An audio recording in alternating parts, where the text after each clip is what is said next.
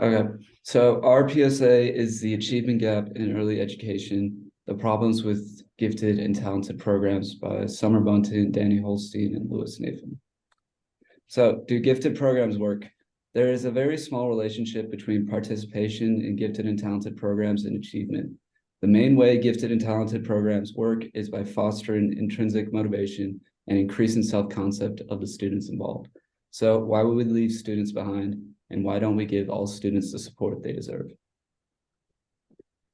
The second issue with gifted programs is that entry is based on standardized tests. Standardized tests are very problematic.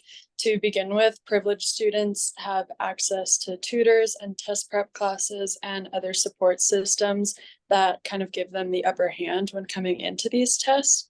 Standardized tests are also incredibly biased toward white Americans and give very little consideration to cultural and language differences among the students who take them. And finally, they don't even reliably predict future academic success. So the psychological effects of not being in these gifted programs can include children listening to what adults tell them, and they have the pressure to live up to their labels, as well as a student's self-image reflects the label that they've been given from such a young age.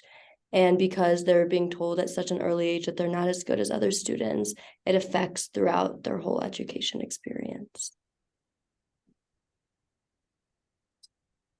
As well as getting treated differently by teachers and different students getting special treatments.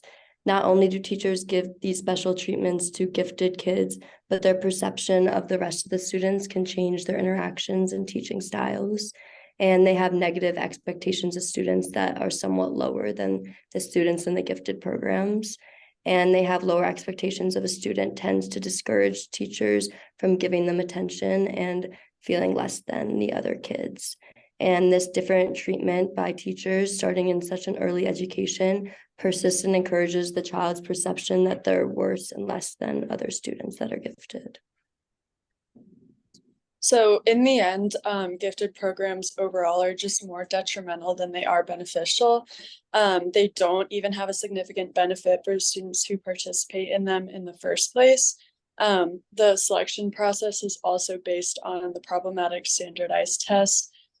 Students who are left behind and left out of the gifted programs have long-term psychological effects from, assuming that they aren't better than the other students or are worse than the other students from a very early age.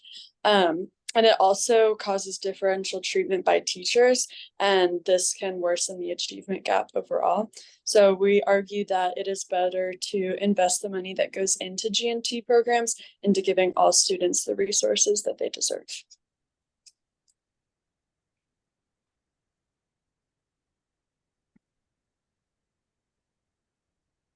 Okay.